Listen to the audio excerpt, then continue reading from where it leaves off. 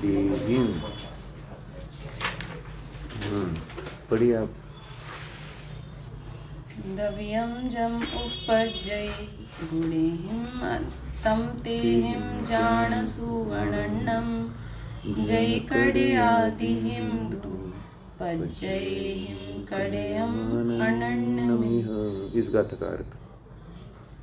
जो द्रव्य जिन गुणों से उत्पन्न होता है उन गुणों से उसे अनन्य जानो।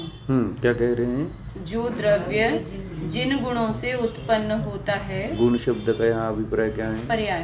हाँ, यानी द्रव्य जो अपनी पर्यायों से उत्पन्न हो रहा है उन पर्यायों से वह द्रव्य अनन्य होता है। फिर से, जो द्रव्य जिन गुणों से उत्पन्न होता है उन गुणों से उसे अनन्य जानो। जैसे तो आप 7 नंबर चार्ट भी देख रहे हैं। हाँ। तो उसमें ये किस नए का विषय हो जाएगा? अभी वो वहाँ नहीं आए, अभेद उपचार तक नहीं आए। ठीक है।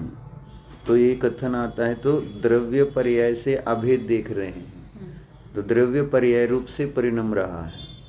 तो इस अपेक्षा से वहाँ पर वह अभेद उपचार का कथन कहलाता है, यानी पर्यायों से द्रव्य अभिन्न करके कथन जिसमें किया जाता है तो वह अभेद उपचार का कथन है।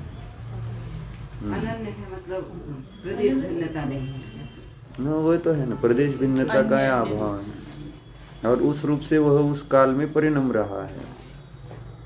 जैसे सोना होता है, सोना उस काल यानी जो उसकी पर्याय हो, यानी ऐसा कहीं पर भी कोई भी द्रव्य नहीं मिलेगा कि द्रव्य अलग है और पर्याय अलग है। यानी जो भी द्रव्य मिलेगा वह पर्याय रूप से परिणमता हुआ ही अपने को परिणम प्रतीति में आ रहा है।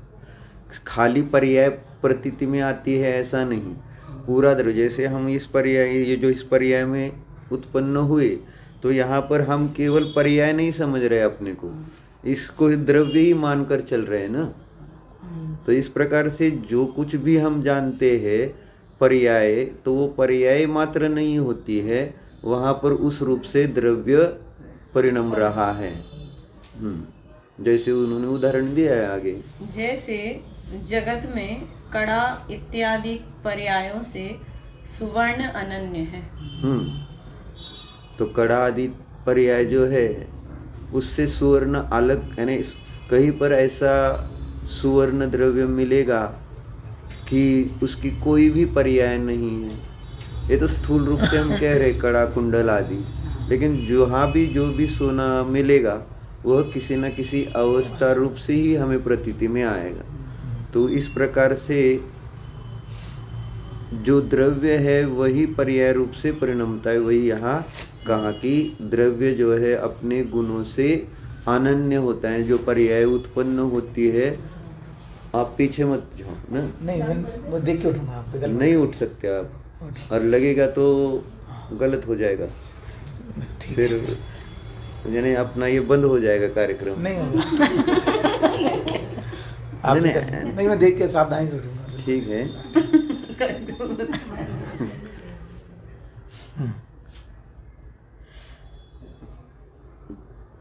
तो इस प्रकार से कार्य द्रव्य जिसे कह रहे हैं और कारण द्रव्य, तो कारण द्रव्य को हम एक ही अपेक्षा से समझते आए हैं, वो कारण समय सर्वमान्य त्रिकाली उपादान की दृष्टि से। लेकिन जब उपादान की, निश्चय उपादान की चर्चा चलेगी तो अनंतर पूर्वक्षणवर्ती पर्याय परिणत द्रव्य को कारण द्रव्य, ऐसी चर्चा जय सेनाचार्य जी की, समयसार जी की टीका में भी आपको आगे मिलेगी। यानी वहाँ पर वो एक कारण द्रव्य जिसको कह रहे हैं वो कारण समयसार यानी त्रिकाली उपादान जो द्रव्य दृष्टि का विषय है, अभिद्वृत्ति का विषय जिसे कहते हैं 7 नंबर चार्ट में, तो अभिद्वृत्ति के विषय को यहाँ पर निश्चय उपादान नहीं कहा जा रहा है, अभिद उपचार के विषय को यहाँ पर निश्चय उपादान कह रहे हैं। और हम जो पढ़ते हैं जब, तो पर्याय परिणमती है इस रूप से ही पढ़ते हैं, पर्याय मात्र परिणमती है और द्रव्य परिणाम कुटस्थ ही होता है। तो इस प्रकार से ये वैशेषिक जैसा कथन हो जाएगा, क्योंकि द्रव्य और पर्याय को भिन्न मानने वाला कौन है, तो वैशेषिक है। यानी गुण और पर्याय को सर्वथा, या गुण या द्रव्य को सर्वद्रव्य गुण कर्म, इस प्रकार से उन्होंने 6 तत्व माने हैं। तो 6 तत्वों में उन्होंने द्रव्य गुण और कर्म, उसका पर्याय कहो या कर्म कहो, तो उस कर्म, इस प्रकार से सारे एक दूसरे से सर्वदा पृथक प्रदेश भेद होते हैं ऐसा माना है। तो हमारे यहाँ इस प्रकार से वस्तु की व्यवस्था है नहीं। या वस्तु का स्वभाव अनादि अनंत, द्रव्य गुण और पर्याय के प्रदेश अभेद होते हुए वहाँ पर जो भी परिणमन हो रहा है वो द्रव्य का, और जो भी परिणाम हो रहे हैं वो द्रव्य रूप है। यानी दोनों तरफ से, ऐसा नहीं कि सिर्फ द्रव्य परिणमता है, यानी द्रव्य पर्याय रूप से परिणम रहा है, और पर्याय जो है वह नित्य नहीं है ऐसा नहीं है, पर्याय भी द्रव्य रूप से। यही बात यहाँ पर इस 111 गाथा में अब हम पढ़ेंगे कि सत का उत्पाद क्या चीज़ है और असत का उत्पाद क्या चीज़ है। यानी पहली बात ये मूल फिट कर लो, सिर्फ पर्याय परिणमती है ऐसा वस्तु का स्वभाव नहीं है। पर्याय का परिणमन कहा जाता है वह रुजु सूत्र नय की अपेक्षा से कहा जाएगा, और द्रव्य का परिणमन जब कहते हैं तो वह नैगम नय की अपेक्षा से कहा जाता है। तो नयों की दृष्टि से सब समझते हुए वस्तु को समझना है। तो यहाँ पर क्या पढ़ा था कि अब द्रव्य के सदुत्पाद और असद उत्पाद होने में अविरोध सिद्ध करते हैं। यानी द्रव्य का सदुत्पाद भी हो सकता है और द्रव्य का असद उत्पाद भी हो सकता है, यानी होता है दोनों प्रकार की। फिर से गाथा। एवं विहं सहावे दमं दवत्थ पज्जयते सदसद्भावनिबद्धं पादुर्भावं सदा लवति। अन्वयार्थ। ऐसा द्रव्य स्वभाव में द्रव्यार्थिक और पर्यायार्थिक नयों के द्वारा सद्भाव संबद्ध और असद्भाव संबद्ध उत्पाद को सदा प्राप्त करता है। तो इस प्रकार से जो गुण गुणी रूप अभेद द्रव्य है वह सद्भाव, द्रव्यार्थिक नय से देखो तो सद्भाव संबद्ध उत्पाद को प्राप्त हो रहा है और असद्भाव संबद्ध उत्पाद को प्राप्त हो रहा है। तो सद्भाव, द्रव्यार्थिक नय शब्द आया है, तो जहाँ जहाँ द्रव्यार्थिक नय शब्द आता है वह परम शुद्ध निश्चय का विषय होता है ऐसा नहीं है। क्यों? द्रव्यार्थिक नय के 10 भेद माइल चक्र या श्रुत भवन दीपक नय चक्र में दिए गए हैं, तो उसमें से 2 या 3 नय ही परम शुद्ध निश्चय नय के कहे गए हैं द्रव्यार्थिक नय, और बाकी के सब व्यवहार नय के ही विषय होते हैं। द्रव्यार्थिक शब्द आया तो इसका अभिप्राय यह नहीं लेना कि यह निश्चय नय है ना। द्रव्यार्थिक नय और निश्चय नय में कथनचित अंतर समझना पड़ेगा। तो द्रव्यार्थिक नय माने द्रव्य जिसका, आर्थी माने प्रयोजन, द्रव्यार्थिक शब्द है ना, द्रव्य और आर्थिक, अर्थ शब्द आता है प्रयोजन की अपेक्षा। द्रव्य जिस दृष्टि का प्रयोजन है उसका नाम है द्रव्यार्थिक नय, और पर्याय जिस की दृष्टि का प्रयोजन है वह हो जाएगा पर्यायार्थिक नय। तो यहाँ पर जब सद्भाव संबद्ध उत्पाद की बात हो रही है तो ये अभेद वृत्ति के विषय की बात नहीं है प्रणीता जी, ये समझना। ये किसका कौन सा विषय हो जाएगा? सद्भाव संबद्ध उत्पाद अभेद वृत्ति नहीं है, तो फिर अभेद उपचार का कथन आएगा, अभी बताया था ना। क्योंकि उत्पाद की चर्चा चल रही है, द्रव्य जो पर्याय रूप से परिणम रहा है उस अपेक्षा से चर्चा हो रही है, इसलिए अभेद उपचार का कथन है। और जो असद्भाव संबद्ध उत्पाद कह रहे हैं वे भेद वृत्ति की चर्चा है 7 नंबर चार्ट की अपेक्षा से, वो हम कल देखते हैं। यानी द्रव्य को गौण कर कर सिर्फ पर्याय का परिणमन जहाँ देखा जाता है तो उसको पर्यायार्थिक नहीं कहते हुए उसी का नाम यहाँ पर अभेद उपचार नहीं, भेद वृत्ती, असद्भाव अरे का तसं करतोय? कुठे मारत सगळ्यांना तुला चट आहे?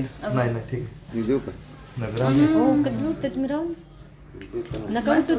ओ बीमार पड़ जाएगा तो फिर नाही कशाला बाम पडते नाही होते ना नाही होत.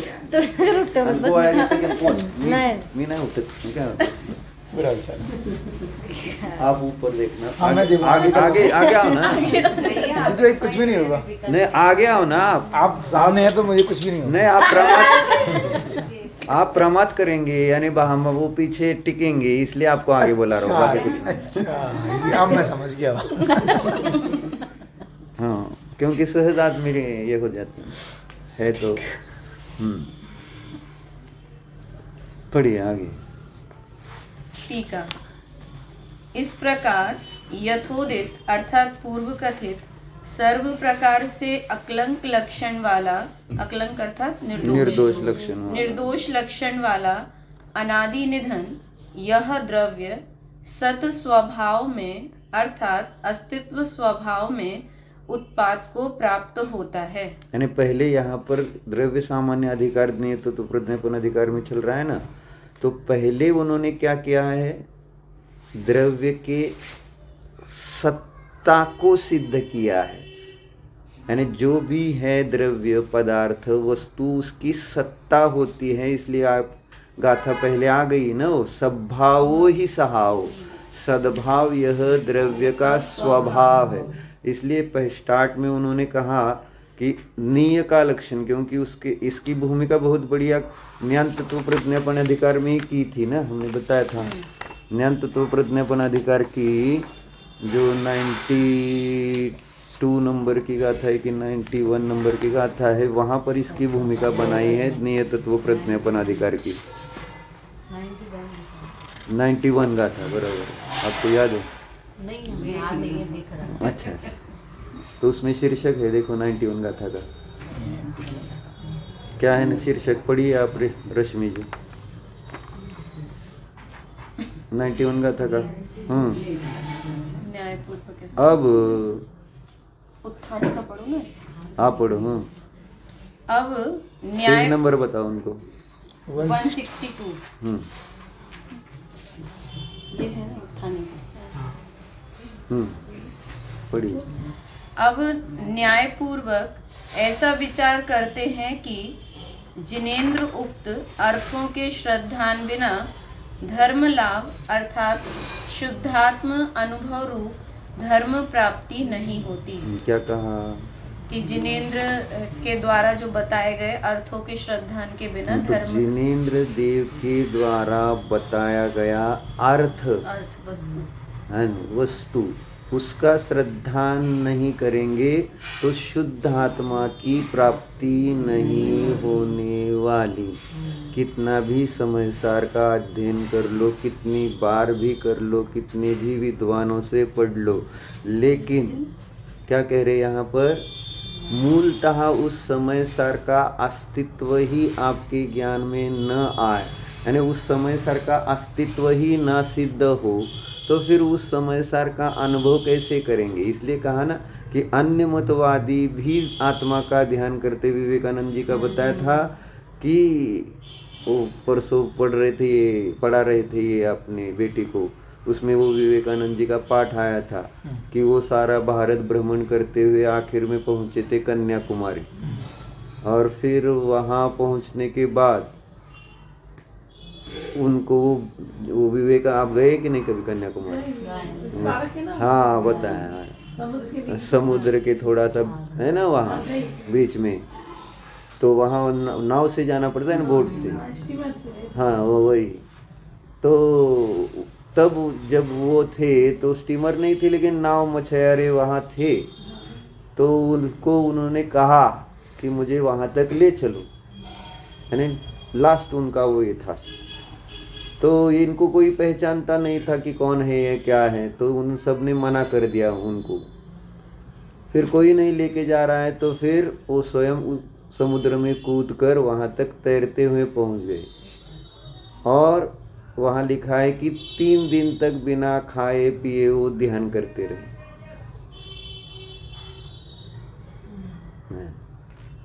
अब क्या करते होंगे देखो, 3 दिन तक बिना खाए पिए। उनका दूसरा दृष्टांत भी आपको बताया था, जब वे अमेरिका गए थे तो वहाँ पर भी, अब उनका वो व्याख्यान से वो तो प्रसिद्ध हो गए, शिकागो। हाँ वो तो प्रसिद्ध हो गए थे ना, सिस्टर्स और ब्रदर्स कह के। तो वो प्रसिद्ध होने के बाद तो सब उनको प्रवचन के लिए बुला रहे थे।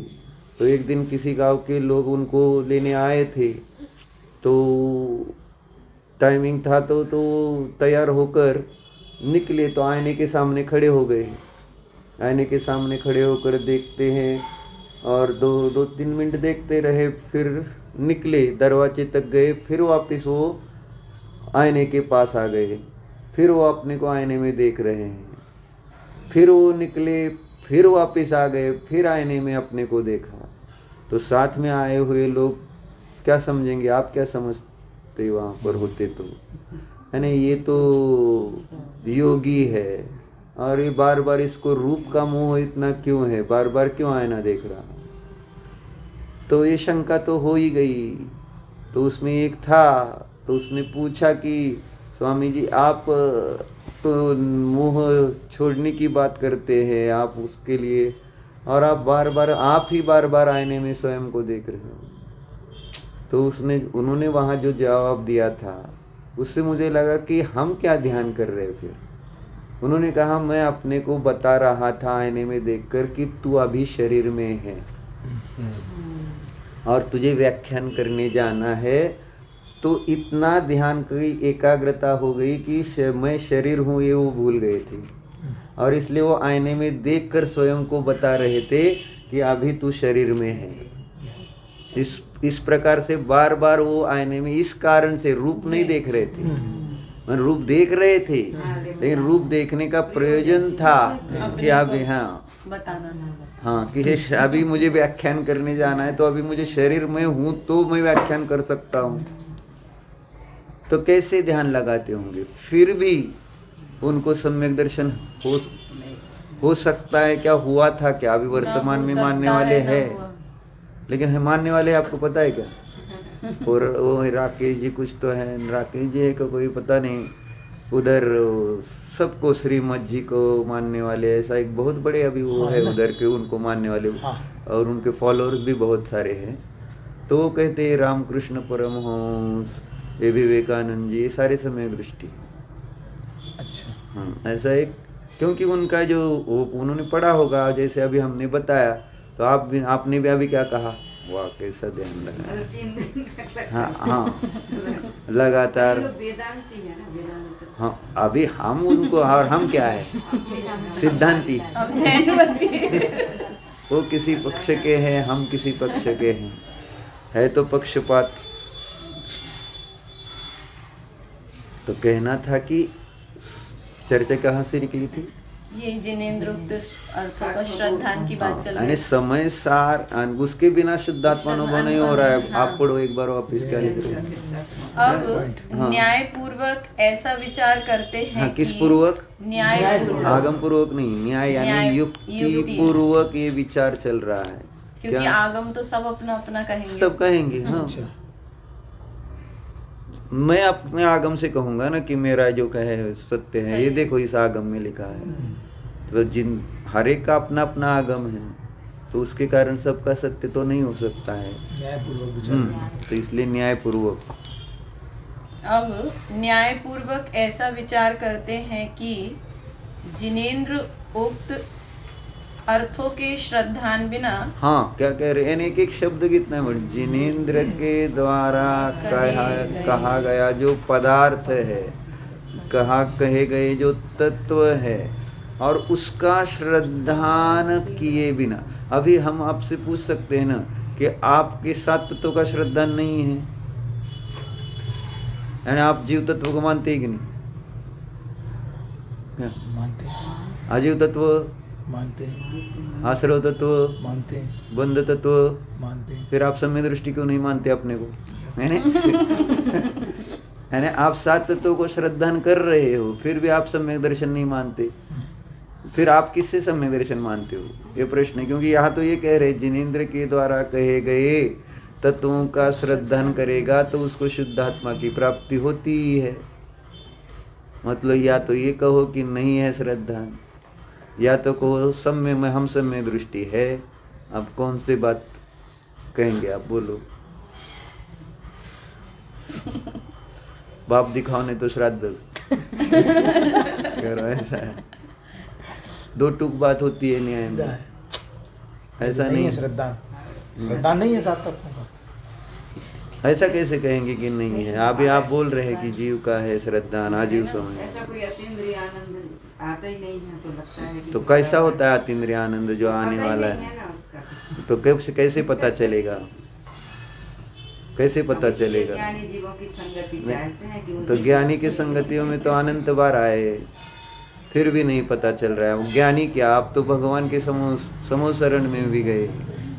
अब भगवान तो ज्ञानी क्या, वो तो केवल ज्ञानी है। तो फिर कहाँ प्रॉब्लम?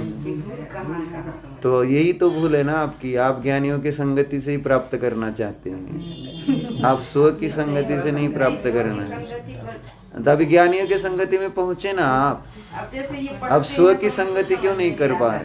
हाँ? जैसे ये पढ़ते हैं तो हमें कुछ समझ में नहीं आता, तो क्या? आप कुछ भी ये सब समझ में आता है आपको, ऐसा कुछ नहीं है कि आप समझ बोलते हैं कुछ तो लगता है कि हाँ कुछ समझ में आ रहा है। समझ तो है ना, समझ है, समझ में नहीं आ रहा ये भी समझ है। हम बोल रहे हैं इस कारण से समझ में आ रहा है ये भी समझ है। तो आप समझ के पिंड हो, बस नहीं समझ में आए तो भी वो समझ ही है। और ऐसे समझ को समझो तो समझ गए, और आप उसको समझना नहीं चाहते तो हम कैसे समझा सकते हैं? ज्ञानी भी नहीं समझा सकते। समझना तो स्वयं को है, सुलझना तो स्वयं को होगा। तो कह रहे कि न्याय से, है ना, क्या जिनेंद्र के द्वारा, दूसरे किसी के द्वारा नहीं। अब जिनेंद्र के द्वारा कह रहे तो पहले जिनेंद्र की श्रद्धा होनी चाहिए, इसलिए ज्ञान तत्व प्रज्ञापन अधिकार पहले रखा। यानी उल्टा क्रम क्यों? यानी पहले, जैसे यहाँ पर पहले अधिकार को जैसे नाचार्य जी ने नाम दिया है सम्यक ज्ञान अधिकार, और दूसरे अधिकार को सम्यक दर्शन अधिकार नाम दिया है, और तीसरे अधिकार को सम्यक चारित्र, और अपने उमा स्वामी आचार्य तो सम्यक दर्शन सम्यक ज्ञान सम्यक चारित्र बोल रहे, और कुंदाचार्य की पद्धति है सम्यक ज्ञान सम्यक दर्शन सम्यक चारित्र की, जैसे 17-18 गाथा है ना, है न? क्या है? जह नाम कोई पुरुषो रायाम नम जानी उन सद्दितो तम अनुचरित पूर्ण अथथ्योपयत्तेन एवं ही जीव राया नादवो तह सद्दहे दवो अनुचरिदवो ये पुनो सोचे वधु मुख कामेन। जानकर श्रद्धा करते हैं और आचरण करते हैं तो इस विषय की प्राप्ति होती है। जानने योग्य है, श्रद्धा करने योग्य है, ये प्रैक्टिकल पद्धति है, जानकर श्रद्धा। और ये थियोरेटिकल पद्धति है दर्शन ज्ञान और चारित्र, और उसका भी विश्लेषण न्यायाधीश महाराज जी ने किया है, प्रश्न ही उत्पन्न करके कि अगर बार बार ज्ञान से श्रद्धान बोल रहे हैं, फिर तत्वार सूत्र में दर्शन ज्ञान चारित्र का क्रम किस कारण से रखा है, फिर वहाँ उसके 2 हेतु देकर सिद्ध किया कि सम्यक दर्शन पहले क्यों रखा गया, वो बाद में अब पढ़ लेना। तो चर्चा किसकी? ज्ञान को पहले क्यों नहीं, अभी यहाँ हाँ, और तो पहले सर्वज्ञ की सिद्धि, क्योंकि जिनेंद्र के द्वारा कहे गए ही तत्वों के श्रद्धान से सम्यक दर्शन होगा, शुद्धात्मा की प्राप्ति होगी। अन्य किसी के द्वारा कहे गए तत्वों के श्रद्धान से इस जीव को सम्यक दर्शन नहीं हो सकता है। तो फिर पहले जिनेंद्र देव की श्रद्धा करनी पड़ेगी, और जिनेंद्र देव की श्रद्धा के लिए जिनेंद्र देव का अस्तित्व, इसलिए कल भी बोला था कि सर्वज्ञ का अस्तित्व, सुबह ही कहा था ना कि सर्वज्ञ का है पना समझे बिना हम उससे आगे जो भी तत्व पढ़ेंगे तो केवल एक अंधश्रद्धा और पक्षपात से, यानी सांप्रदायिकता से पढ़ेंगे। इसलिए उसमें जैन अपने शांतिपद प्रदर्शन में वही लिया है पहला चैप्टर, यानी शास्त्र न समझने के उन्होंने वहाँ 5 कारण बताए ना। पहला कारण क्या है? याद नहीं। हाँ ठीक है, तो अभी हमने पढ़ा था इसलिए हमें याद है, नहीं तो हमको तो थोड़ी ही सब याद रहता है, हम भी अभी सर्वज्ञ नहीं है। तो पहला कारण उन्होंने क्या लिया? प्रमाद। शास्त्र क्यों नहीं समझता है? तो प्रमाद के कारण शास्त्र नहीं समझता। तो प्रमाद क्या चीज है? प्रमाद किसे कहते हैं माँ जी? यानी शास्त्र नहीं पढ़ना, रुचि नहीं रखना, या क्या प्रमाद माने क्या? ये तो निश्चय से हो गई, व्यवहार से धार्मिक कार्य में अनुत्साह होना। क्यों अनुत्साह होता है? प्रमाद तो है ही अनुत्साह होने का कारण क्या रुचि है? है ना, रुचि नहीं है अरुचि क्यों है? क्योंकि इसकी महिमा नहीं आ रही है। प्रयोजन भाषित नहीं होता, विषय भोगों की रुचि किस कारण से है? क्योंकि उसमें सुख भाषित होता है। हाँ। उसमें तो विषय भोगों में सुख भाषित होता है, इस कारण से वह प्रयोजन भूत भाषित होते हैं। लेकिन धर्म से जो अतीन्द्रिय आनंद आना चाहिए वो नहीं आता है, या दिखता नहीं है, प्रतीति में नहीं आ रहा है, या एक काल्पनिकता। और इस कारण से धर्म उसमें लिखा है, क्या बोलते हैं अभी मराठी में लिखा है, उसमें बिन कामी, यानी अपने काम का नहीं है, हाँ बिना काम का, यानी इस प्रकार से धर्म को देखना ही प्रमाद कहा गया है। यानी इसलिए तो अपना कोई स्वार्थ सिद्ध नहीं हो रहा उससे। नहीं, हम पहले छोड़ते हैं धर्म को। जब कोई भी काम हो संसार का तो और धर्म करे तो पहले क्या छोड़ेंगे? धर्म छोड़ेंगे कि यानी आपको यहाँ आप रसोई बना रहे, कुछ कर रहे, आपको मंदिर में बुलाएंगे तो आप जाएंगे क्या? नहीं, प्रवचन नहीं जाएंगे, देखो पक्का है नहीं जाएंगे। हम घर में रसोई बना रहे हैं, अभी कैसे जाएंगे? लेकिन मंदिर में प्रवचन स्वाध्याय चल रहा है और आपको घर से मैसेज आए कि आपको घर बुलाए, जाएंगे कि नहीं? क्यों? क्योंकि वहाँ प्रयोजन अब वही तो इसी कारण से कि धर्म प्रयोजन भूत भाषित नहीं हो रहा, वो तो बिना काम की चीज, यही इसी का नाम वहां पर पहला दोष। यानी शास्त्र क्यों नहीं समझ रहा है तो हमें वो लगता है कि हमारे काम का नहीं। उपयोगिता भाषित नहीं। जैसे धन की उपयोगिता भाषित होती है, विषय भोगों की उपयोगिता भाषित होती है, हर चीज की उपयोगिता भाषित हो रही है, लेकिन धर्म की उपयोगिता भाषित नहीं हो रही है। इस कारण से आप सौरभ जी को यहाँ आने नहीं दे रहे हैं। नहीं आ रहे हैं। नहीं अभी नहीं, लेकिन आपकी भावना ये थी कि अगर वो आते हुए फिर आपने कहा था ना तो मैंने भी मैसेज डाल दिया था। हाँ। स्वागत है आप। लेकिन पहले डर रहे थे शरीर का मरण हो जाए, शरीर को रोग हो जाए, शरीर को हम रहेंगे आपके बिना, वहाँ आप रहे तो हमारे लिए ठीक है, लेकिन यहाँ मत आओ, ऐसी भावना थी ना। लेकिन यहाँ आप मर भी जाओ, लेकिन यहाँ तो आप बार बार वो कलश पढ़ते हैं, पढ़वाते हैं, सुनते हैं, मृत्वा तत्व कहो, मरो लेकिन इधर आओ। इधर आते हुए मरण भी आ जाए तो चलेगा, लेकिन यू आपको इंडिया घर आना ही है, ऐसा कहना चाहिए था ना। लेकिन क्या घबरा क्यों रहे थे? अगर उनको कुछ हो गया प्लेन में तो, और वहाँ रहकर कुछ नहीं होगा, ऐसा नियम है क्या? कर्म तो सबके साथ ही है, और कर्म जब साथ है तो जहाँ भी रहेंगे कर्म साथ रहेगा, तो उसका उदय आएगा तो वहाँ भी फल भोगना पड़ेगा।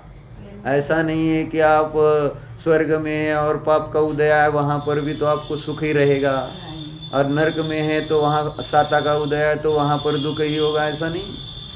कर्म साथ है तो चलने वाला है। तो आओ विमान से, जो होगा वो देख। प्रेरणा दी ना तो फिर नहीं, मुझे ये कहना था कि प्रमाद, 5 कारण, धर्म न समझने के 5 कारण, उसमें से पहला कारण बताया प्रमाद, दूसरा कारण बताया है विपरीत वक्ता, तीसरा कारण बताया है कि अक्रम कथन, चौथा कारण बताया है कि धर्म का जो स्वरूप है वो विस्तार से समझाया गया है और वो विस्तार में समझना नहीं चाहता है, इस कारण से वो धर्म समझ नहीं पाता है।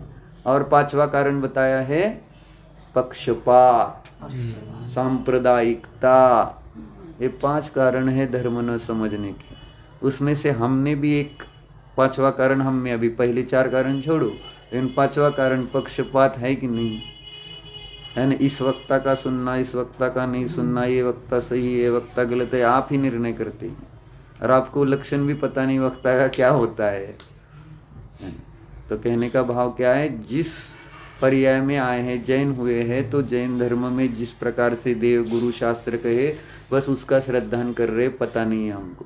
और वो विवेकानंद आदि अन्य मतवादी उनके उसमें वेदांत में वो हो गए, तो उसी को इतने विद्वान होकर भी नहीं समझ पाए कि कोई ईश्वर कर्ता नहीं हो सकता। और ईश्वर कर्ता की सिद्धि के लिए अनेक प्रकार के वे हेतु देते रहते हैं। आप आप तो परीक्षा पढ़ना इतना जबरदस्त ईश्वर मत का खंडन किया है, और ईश्वर मतवादी कौन है? तो वैशेषिक है और हम है, विद्यानंद आचार्य की। और ईश्वर कर्तृत्व माने वो ईश्वर एक और हम दूसरे ईश्वर होते हैं। आप सौरभ जी के ईश्वर है कि नहीं?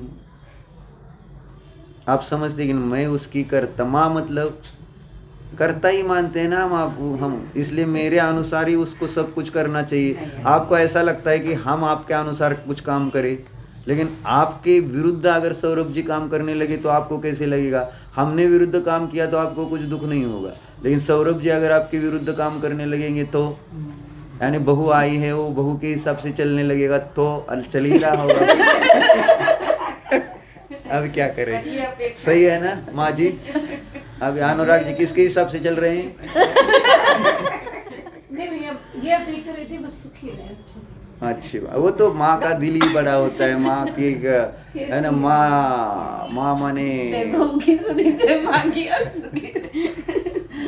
सही, लेकिन ये वो सुखी रहे ये तो बात है, लेकिन अंदर में अपना बेटा सुखी रहे और बहू नहीं, सब बच्चे मतलब ये भी तो बच्चे ही ना, तो कहने में है ना। नहीं भैया, फर्क पड़ता है। सुखी रहे मतलब दोनों, अगर ये नहीं चलेगा तो ये सुखी नहीं रहेंगी। हाँ। इसलिए चले ना तो बढ़िया। ये नहीं बताए हाँ इसलिए तोते की जान उसमें। हाँ, राक्षस की जान कुत्ते में। अपेक्षा ही नहीं रहती ना, इसलिए अपन समय भी ऐसा चलता है और अपने को ये लगता है सुखी रहे। नहीं लगता तो है, एक दाम्पत्य जीवन नहीं सुख, लेकिन वो सुखी रहे और हम ये देख रहे हैं कि बहू हमारे बेटे को सुख नहीं उससे काम करवा रही है, तो आपको कैसे लगता है कि ये देखो हमारे बेटे को दुखी कर रही है, दुखी कर रही है, यही भाव रहता है सुखी। माने वो यही तो अर्थ हुआ कि सुखी रहे मतलब दुखी है। उसका नास्ति रूप क्या है? मेरा बेटा अब बहू आई है तो सुखी हो गया है, ऐसा थोड़ी रहता है। सुखी रहे मतलब वो बहुत दुखी है। आपस में कलह ना होए, वाद विवाद ना हो, मतलब ये मानसिक दुख ज्यादा होता है। वही। ये तो बहुत में यानी अंदर में धीरे धीरे बात जी है मैं अंदर की बात। जी नहीं है मैं जी है। हाँ। ये मतलब थोड़ी मजाक है, ये तो एक बता रहे हैं। मतलब आपने बोला ना काम खराब टेंशन तो दुखी, तो ये सब बताइए, तो ये तो हमेशा ऐसी पकड़ लेते हैं। बेटे का मोह रहता है ना, बेटे का मोह। नहीं, सब जगह ऐसा है। घरोघरी मातीच्या चुली हमारे मराठी में कहा होते। सबकी माँ अपने बेटे को ही चाहती है। हाँ वो रश्मि जी की सुनो। हाँ। और क्या है संयोग संबंध है, टेंशन मत लो, वो सुखी रहे, आपके विचार करने से सुखी नहीं रहेगा। हाँ, वो तो है ही सही। बस भावना नहीं है सही है। अपन तो अपने को तो ये शिक्षा मिलती ना, क्या? जगत के सब जीव सुखी रहे। अच्छा क्यों बंद कर? नहीं बंद नहीं कर रहे, देख रहे। ये तो जगत के सब जीव सुखी रहे। हम शांति धारा के शब्द तो हम बहुत सुनते हैं ध्यान से। मैं नहीं। अच्छा, उसमें बहुत अच्छा लगता है मुझे। सब एक इंद्रिय से लेकर सबको सुखी। वो कैसे सुखी रहेंगे बताइए? अब वो अपने स्वभाव के आशय से, लेकिन व्यवहार से तो भावना भाग लेती है ना। तो पहले आप सुखी रहो ना, फिर वो सुखी रहेंगे ना। हम सबको सुखी रहने की बात कर रहे हैं, लेकिन अपने हमें सुख प्रकट हो गया है क्या, ये देख रहे हैं क्या? ये तो तुलसीदास जी ने भी कहा, स्वामिता सुख है। वही तो, इसीलिए तो ये जिनोक्त श्रद्धान की बात से ये सब बात निकली है कि ये ईश्वर मतवादी, ईश्वर कर्तावादी ये भी कह रहे हैं कि सुख आत्मा में से आ रहा है, आत्मा में राग द्वेष उत्पन्न होते तो दुख होता है।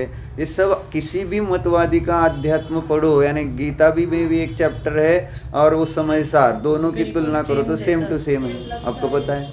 देशना के उसमें था ना। अच्छा, मोरल सिलेबस साइंस में अच्छा बिल्कुल सेम सेम है। हाँ, लगते ही नहीं समय सारे की वो है। इसीलिए न्याय पढ़ते हैं तो दोष समझ में आते हैं कि ये सब कुछ सही दिख रहा है, फिर भी उसमें गलती कहाँ रही। अब अगर वो कह रहे हैं वैसे ही, ध्यान भी आत्मा का ही कर रहे हैं, जान रहे हैं। अभी हमने कहा ना, आईने में देखकर समझ रहे कि मैं शरीर वाला हूँ, मतलब इतना आत्मा के बारे में चिंतन करे कि मानो शरीर मैं नहीं हूँ, मैं बस शुद्ध यानी चैतन्य मात्र चिन्ह मात्र हूँ, इस प्रकार का विचार करे, फिर भी गलती कहाँ रहेगी कि जिसके कारण उनको सम्यक दर्शन नहीं हो रहा। तो वस्तु का स्वभाव ज्यों का त्यों, और ज्यों का त्यों वस्तु का स्वभाव जिनेंद्र, और जिनेंद्र देव के द्वारा ही बताया गया स्वभाव ज्यों का त्यों क्यों, पुनः ये प्रश्न है। इसलिए हमने वो अब तक परीक्षा में पढ़ाया भी था कि जो जिनेंद्र देव के द्वारा कहे गए तत्व है उनको भी युक्तियों से और शास्त्र से अगर क्या करते हैं, पर क्या बोलते हैं उसको, युक्ति और शास्त्र से आगम का अवलंबन क्या करते हैं उसको, परखना है ना, परखते हैं तो ही उस तत्व की निर्दोषता सिद्ध होती है। इसलिए जिनेंद्र देव की निर्दोषता सिद्ध करते हुए देवागम स्तोत्र में यही कारिका है ना, स त्वमेवासि निर्दोषो, यानी हे जिनेंद्र भगवान आप ही निर्दोष हो। हेतु क्या दिया है, अतिशायनाथ नहीं उसमें वो तो उसमें दोषांतर दोषावरण स त्वमेवासि निर्दोषो, हे अरिहंत प्रभु आप ही निर्दोष हो। क्यों, हेतु क्या है, हेतु क्या है, वो तो निर्दोष हो ये साध्य हो गया, 18 दोष रहित है ये साध्य हो गया, और उसके लिए हेतु क्या दिया है, निर्दोषता माने वीतरागता, निर्दोषता कहो, वीतरागता कहो, राग द्वेष रहित कहो, एक ही साध्य ही बता रहे हैं, हेतु नहीं। यही तो प्रॉब्लम है, साध्य। हेतु क्या है, कारण क्या, क्यों निर्दोष है, क्यों वीतराग है, क्यों राग द्वेष रहित है, संबंध हट गया उनका, क्यों हट गया है, कैसे आपने निर्णय किया कि उनका पर के संबंध नहीं रहा है, ये तो आपकी कल्पना है। आपने पढ़ पढ़ कर रटा रटाया बोल रहे कि उनसे पर से संबंध छोड़ दिया है। आपको कैसे, आपको विश्वास आ गया कि उनका पर से संबंध नहीं है। मैं बोलता हूँ कि है उनका पर से संबंध, और मैं सिद्ध कर दूं तो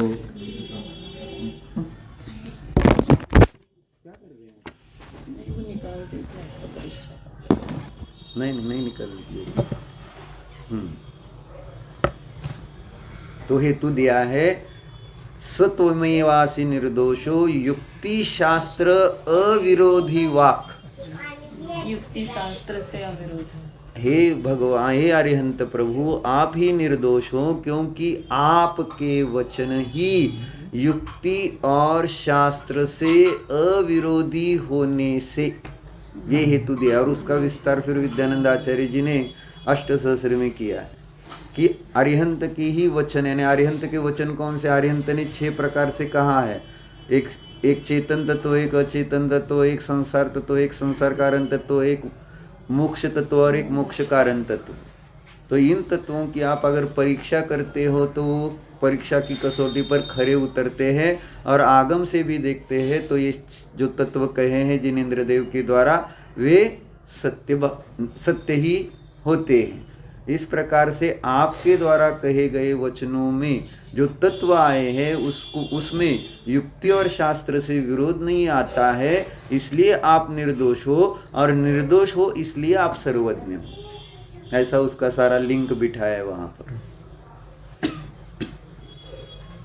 तो कहना क्या था कि जिनेंद्र उक्त, इसलिए जिनेंद्र की श्रद्धा पक्की करने के लिए पहले ज्ञान तत्व, जिनेंद्र है क्या चीज, जिनेंद्र क्या चीज है, जिनेंद्र माने क्या, जिनेंद्र शब्द का अर्थ नहीं, जिनेंद्र का भाव क्या भाषण करना है, अनंत चतुष्टय संपन्न जो आत्मा है, जिन्होंने सर्वज्ञ। ज्ञान तत्व प्रज्ञापन अधिकार में क्या सिद्ध किया है, जिनेंद्र माने क्या,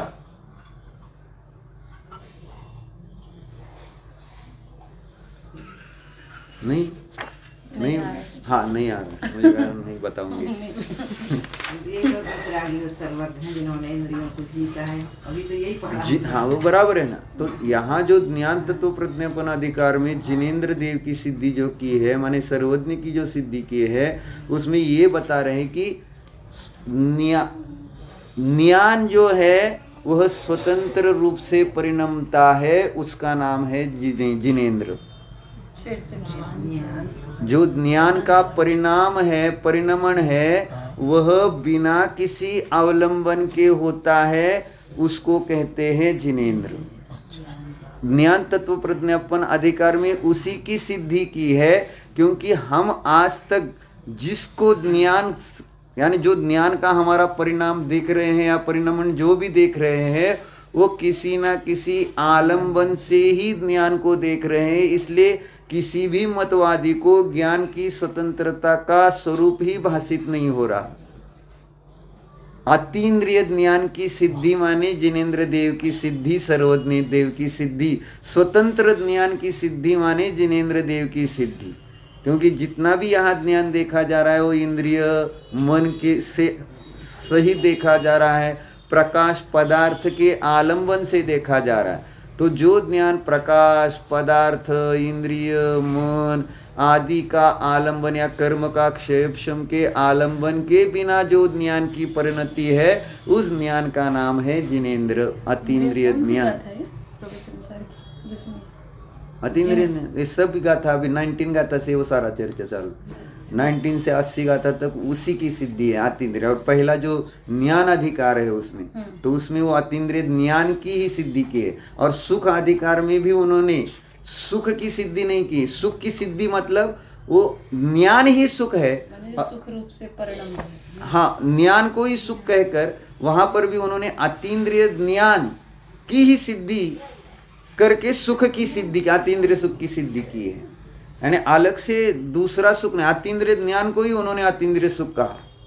वो 53 नंबर की गाथा की जय सेनाचार्य जी की टीका में आया होगा कि यहाँ हमारा झगड़ा भी हुआ था इस बात पर, इसलिए मुझे ज़्यादा याद है कि वहाँ हम श्रवण बेलगोल में थे, आनंदकर जी वहाँ भट्टारक जी को पढ़ा रहे थे तब, है ना। तो वहाँ हम दोपहर में वकील साहब सागर के हम और आनंदकर जी बैठकर प्रवचन सार पढ़ रहे थे। तो वहाँ पर आया है एक शब्द कि अभेद से ज्ञान ही सुख है, ऐसा। तो वहाँ पर आनंदकर जी वो बार बार ये कह रहे थे कि ज्ञान को ही यहाँ सुख कह रहे हैं, और हम कह रहे हैं ऐसा कैसे हो सकता है, ज्ञान अलग चीज़ है, सुख अलग चीज़ है, ज्ञान को सुख कैसे। लेकिन वहाँ पीछे शब्द आया ना, अभेद नयेन, अभेद न से ज्ञान को ही सुख कहा जाता है। सुख अलग नहीं है चीज़, जो सुख है वह ज्ञान का ही परिणाम है, ऐसा वो बता रहे थे। इसलिए थोड़ा सा ये हुआ था वाद विवाद, और फिर बाद में हमारे दिमाग में आया कि ज्ञान सुख क्यों है। ज्ञान गुण है, सुख गुण है, अलग अलग बता, अलग अलग तो है ही, वही तो ऐसी हमने भी चर्चा की थी उनसे। लेकिन वहां शब्द पीछे क्या रखा है, अभेद नय से।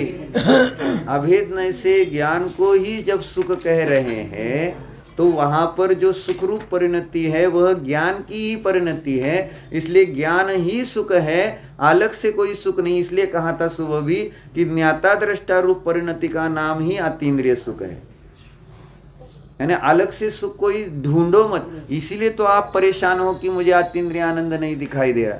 अरे जाना, अपने मात्र जाना, वही सुख है। बस उसमें राग द्वेष न खड़े हुए तो बस उस हाँ बराबर है, इष्टपना नहीं रही, हाँ, हो गया ना फिर। तो वही तो हाँ, अब हो गया ना फिर आपको ज्ञान उसका। नहीं बता। अब कहाँ रहे, नहीं नहीं बता, क्यों बताने का नहीं, अभी उस रूप से परिणत हो गए तो वहाँ उसी का नाम तो अतीन्द्रिय सुख है।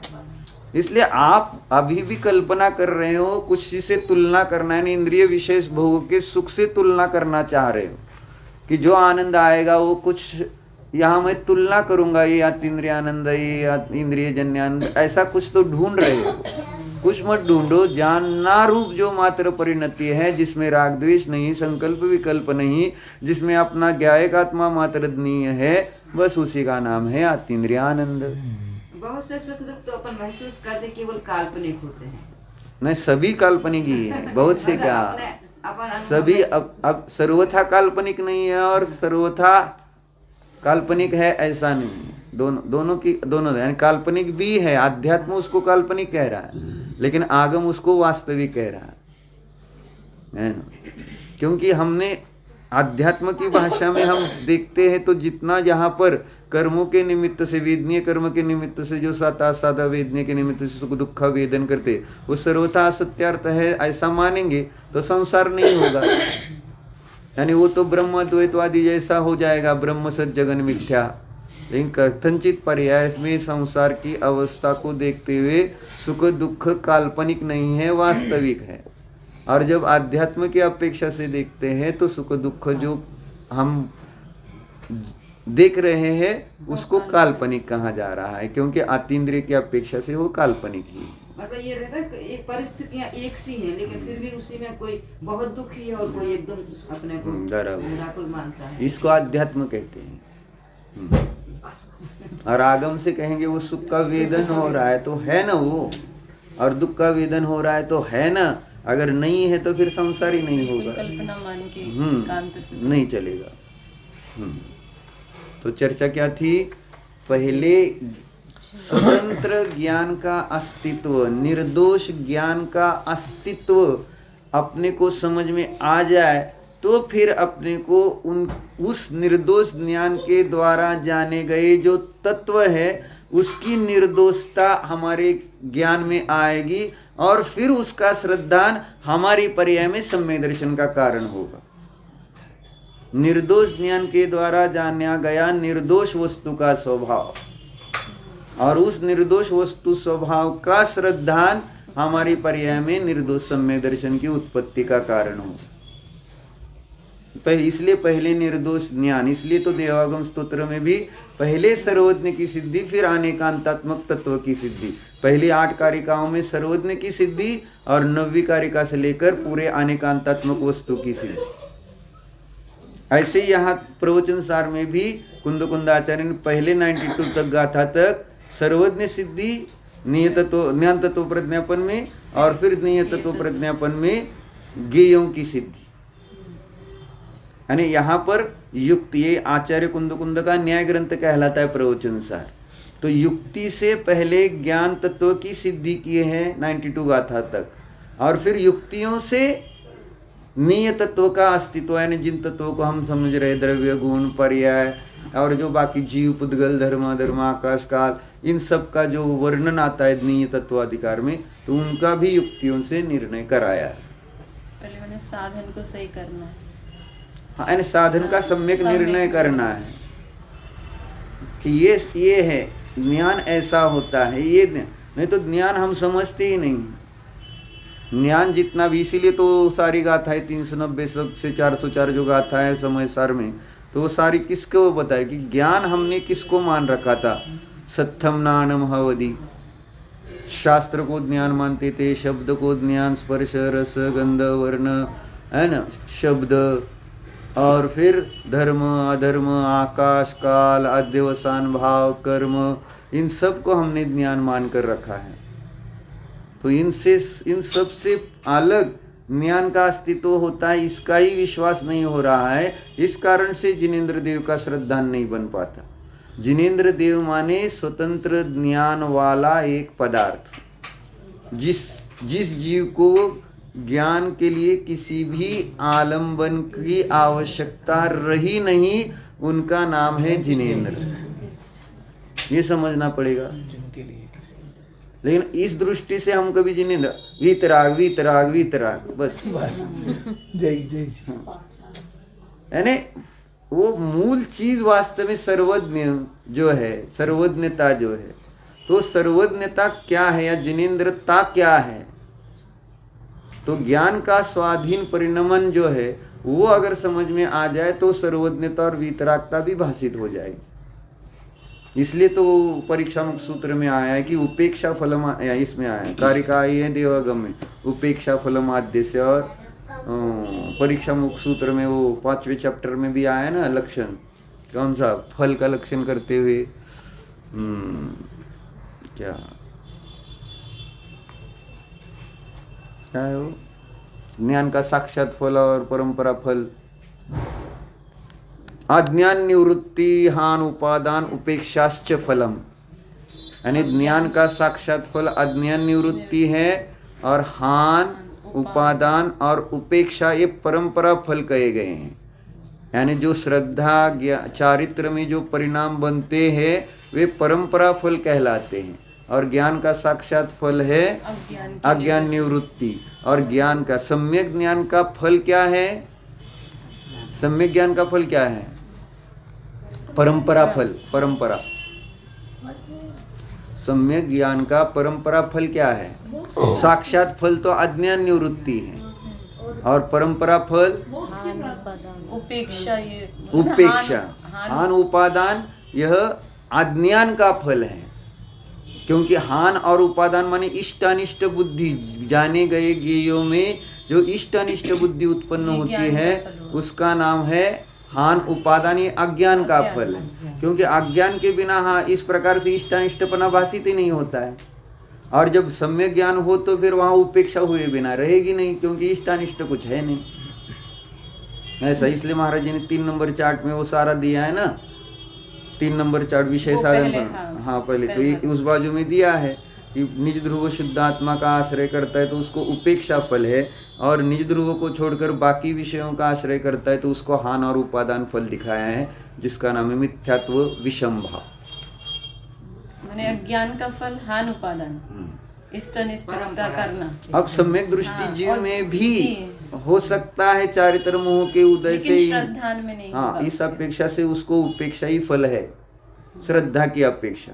और ज्ञान और चारित्र की अपेक्षा से जितना बाहर जा रहा है उतना अपेक्षा से उसका हान उपादान उतना बंद है, उतना उसका संसार है। मूल में तो अज्ञान निवृत्ति। पहले तो अज्ञान निवृत्ति ये साक्षात फल है ज्ञान का। यानी ज्ञान से क्या होगा? तो ज्ञान का कार्य है अज्ञान का नाश करना, और फिर आगे उस ज्ञान में जिस प्रकार से उस अज्ञान की निवृत्ति होती है उस प्रकार से फल मिलता है।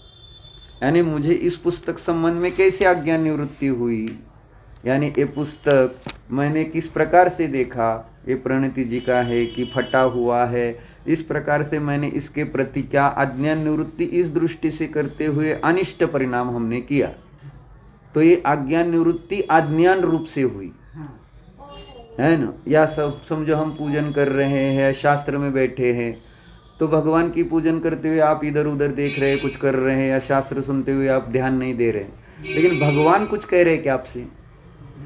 वो जान रहे हैं कि इस प्रकार से परिणमन इस जीव का इस कर्म के उदय से हो रहा है, मुझे उसमें कुछ इष्ट अनिष्ट कल्पना करने की जरूरत नहीं है। लेकिन जब मैं आपकी तरफ देखता हूँ, आप इधर उधर देखते हैं या कुछ इस प्रकार से होता है, तो मेरे अंदर जो परिणाम हो रहा है तो क्या हो रहा है ना, ये अनिष्ट है। यानी यहाँ भगवान के सामने या शास्त्र में बैठे तो इस प्रकार से नहीं करना चाहिए।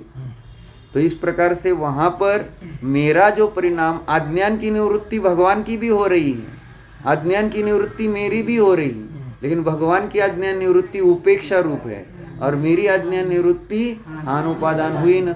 और अगर मैं ध्यान में बैठा हूँ, आपका जो परिणमन हो रहा है होने दो, हो मैं जान रहा हूँ, बस मेरी उस समय मेरी उपेक्षा रूप परिणति भगवान जैसी हो गई। हाँ हो जाएगी, ऐसा है।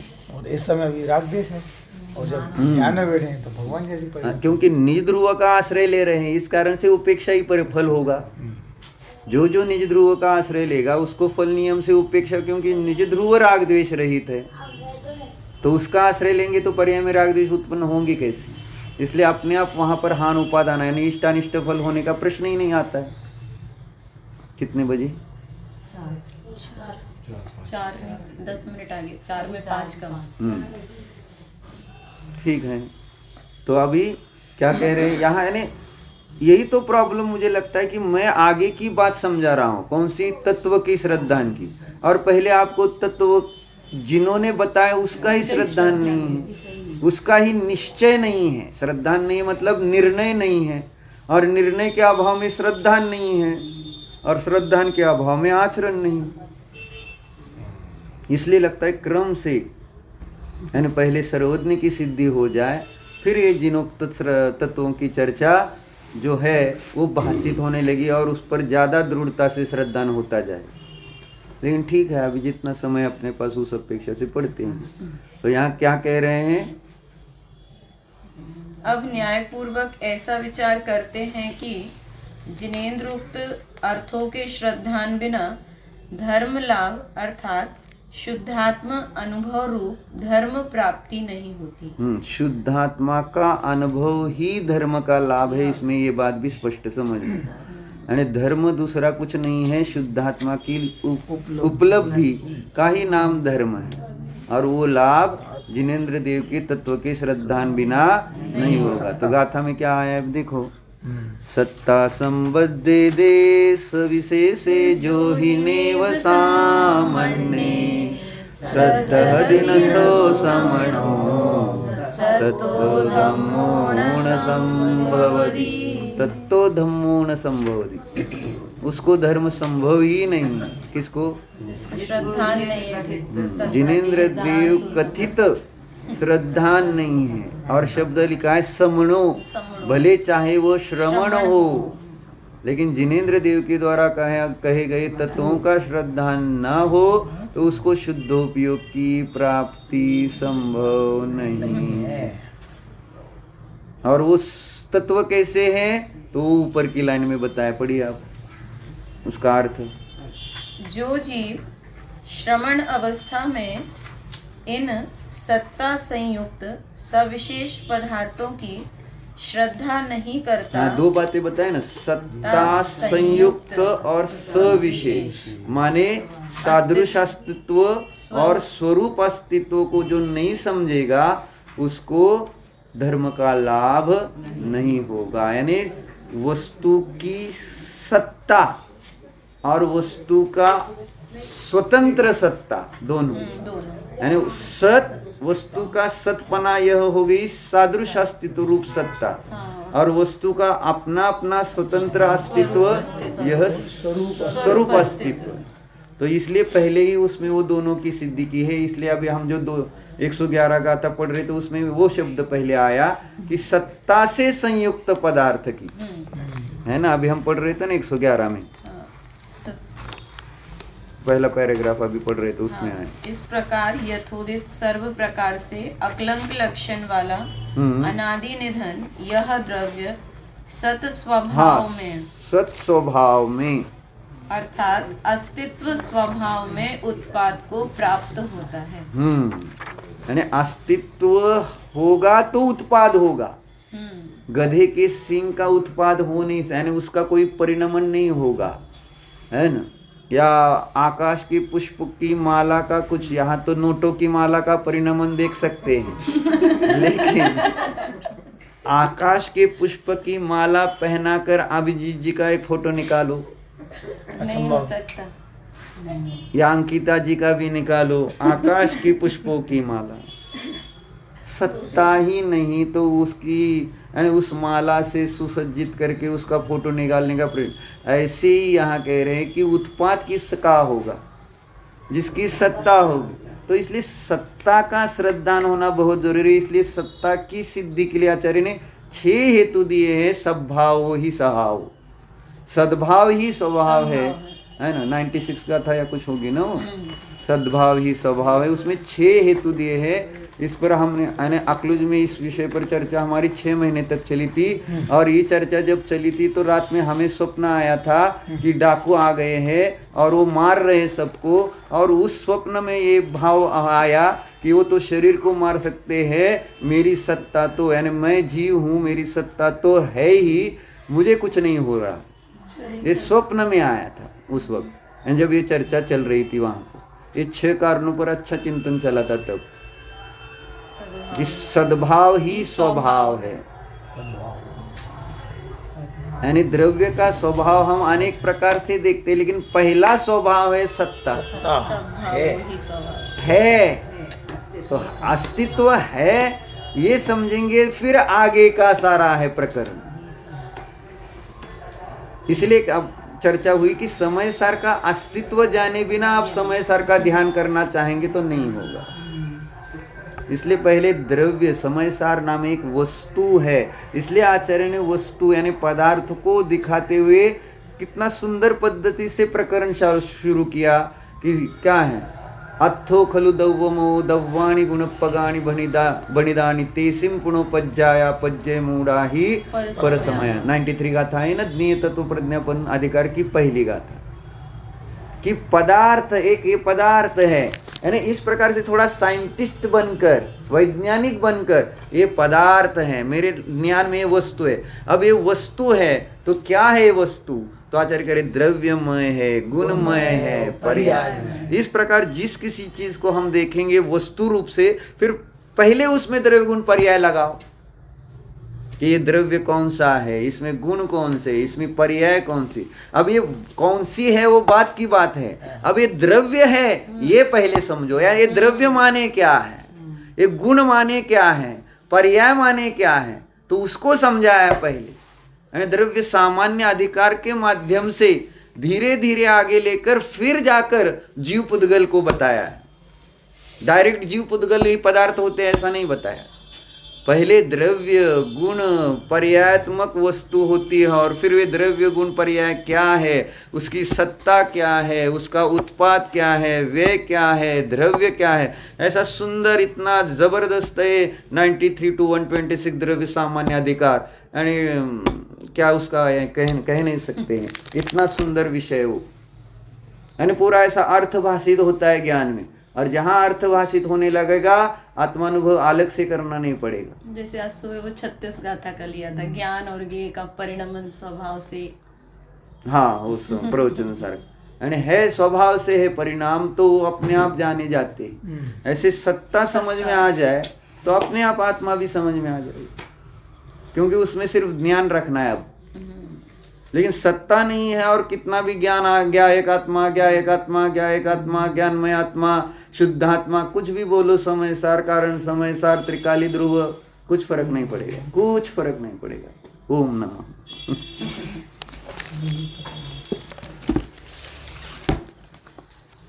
कल से पौने तीन। हाँ, कल से 3:15 पर रखते हैं, तो 3:45 बजे तक या 4 तो 4 हो जाएंगे ना छुट्टे। ओम। अंतर्मुख होकर अपनी सत्ता का अनुभव करने का प्रयत्न कीजिए।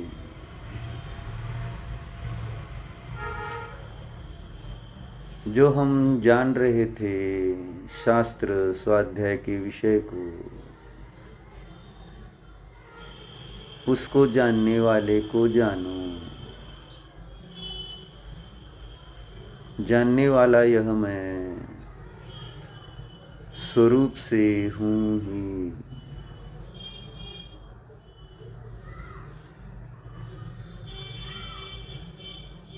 निज द्रव्य का अस्तित्व है, स्वानुभव से जानो।